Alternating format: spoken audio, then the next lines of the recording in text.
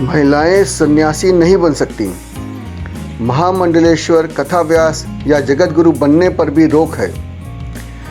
कम से कम वैष्णव संप्रदाय के संतों का तो यही कहना है। वैष्णव संप्रदाय में महिलाओं को लेकर जबरदस्त विरोध है।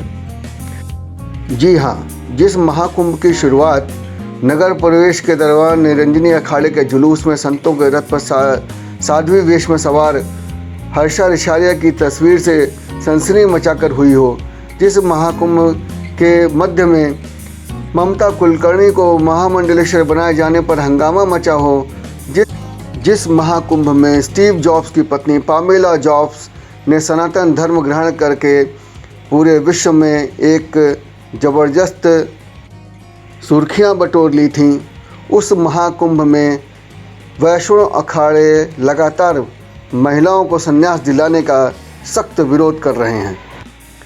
वैष्णव संतों का साफ कहना है कि महिलाओं को जब संन्यास लेने का ही अधिकार नहीं है तो फिर वो महामंडलेश्वर जगत गुरु कैसे बन सकते हैं। देश में 13 अखाड़ों में 3 अखाड़े वैष्णव के हैं। इनमें निर्वाणी, निर्मोही व दिगंबर अखाड़े शामिल हैं। इन अखाड़ों में पिछले कुछ वर्षों में कुछ महिलाओं को महामंडलेश्वर तो बनाया गया, पर इनकी संख्या बहुत ही कम है। इसी क्रम में वैष्णवों में ही शामिल आचार्यों में जगत गुरु की पदवी होती है। जगत गुरुओं में देखा जाए तो हमारी जानकारी में अभी तक एक भी महिला जगत गुरु नहीं है। यहाँ तक कि यह लोग महिलाओं को जगत गुरु बनाने के विषय में सोचने को भी तैयार नहीं है। आइए जरा इन वैष्णव संतों की बातें सुनते हैं जो कहते हैं कि शास्त्रों के हिसाब से महिलाओं को संन्यास लेना बिल्कुल ही निषिद्ध किया गया है, मना किया गया है। आइए सुनते हैं इन संतों को।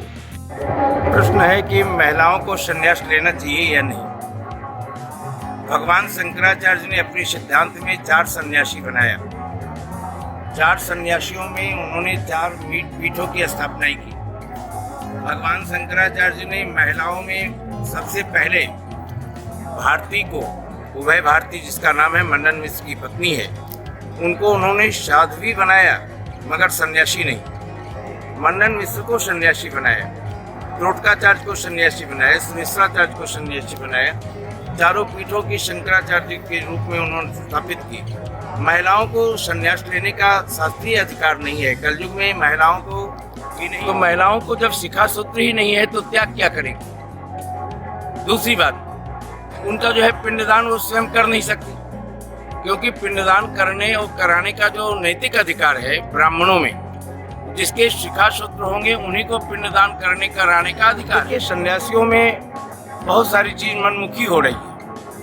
वर्तमान में बहुत सारे सन्यास के नियमों को ताक पे रखकर उन्होंने महिला सन्यासी को बनाने का प्रक्रिया प्रारंभ किया। तो महिला साध्वी हो सकती है, भजन करने का अधिकार पूरा उनको है, मगर उनको जो है प्रणव जाप करने का अधिकार नहीं है।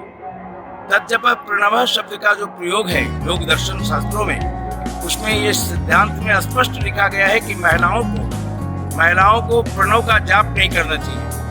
मगर जब वो लगा रही है, त्रिपुंड भी लगा रही है, जाप भी कर रही है, तो एक प्रकार से अपनी बहुमत बनाने की प्रक्रिया प्रारंभ हो गई कि हमारे पास बाहुल्य हो। आप ये कह रहे हैं कि वो लोग जो कर रहे हैं वो धर्म के विपरीत है, शास्त्रीय सिद्धांत के विपरीत। शास्त्रीय सिद्धांत के विपरीत। तो जब सन्यासी नहीं बन सकते तो महामंडलेश्वर कैसे बनेंगे। देखिए, अभी जो है आपको आश्चर्य होगा कि सन्यासियों में कुछ नहीं, बहुत सी चीज अनलीगल हो रहा है। अभी आपको मालूम होगा एक मॉडर्न लड़की को इन्होंने सिंहासन पर बिठवा करके स्नान कराया 14 तारीख को, जिसकी प्रतिक्रिया केवल एक में जगत गुरु शंकराचार्य पर प्रतिष्ठित श्री स्वामी अभिमुक्तेश्वरानंद जी ने इसका विरोध किया। आपको मालूम होना चाहिए कि इनके यहाँ जो है कई प्रकार की जो है दुर्व्यवस्थाएं हैं। इनके यहाँ एक दो दुर्व्यवस्थाएं नहीं, बहुत सारी दुर्व्यवस्थाएं हैं। ये नागा वेश में, साधु वेश में कितने अनलीगल कार्य कर रहे हैं, ये मेला आपकी इस बात को उजागर कर दिया और उसको तत्काल गिरफ्तारी करनी चाहिए। ऐसे लोगों को जो है इनको सस्पेंड कर देना चाहिए। जी, आप ये बात कर रहे हैं नागा संन्यास, पर वैष्णव अखाड़ों ने भी तो कई महिलाओं को महामंडलेश्वर बना दिया। देखिए, वैष्णव जो रामानंदीय बनाए, वह वैष्णव रामानंदीय जो बनाए इस देश के भी हैं, यद्यपि शास्त्रीय सिद्धांत नहीं था।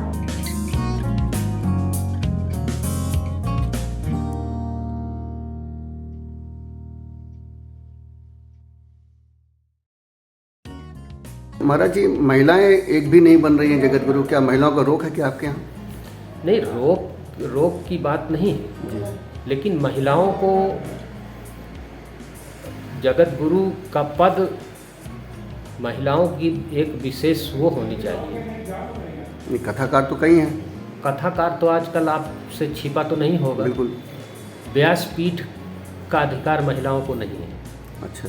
लेकिन आपने देखा होगा टीवी चैनल में नहीं, मेरे में भी जगह जगह महिलाएं कथा कर रही हैं, जी। यद्यपि यह उचित नहीं है। अच्छा। भागवत कथा हो या कोई भी, भागवत कथा में महिलाओं को व्यासपीठ में बैठ कर के कथा करने का अधिकार नहीं है।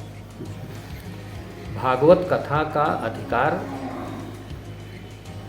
पुरुष वर्ग को है। सत्संग कर सकते हैं, महिलाएं सत्संग कर सकती हैं, सत्संग करना चाहिए।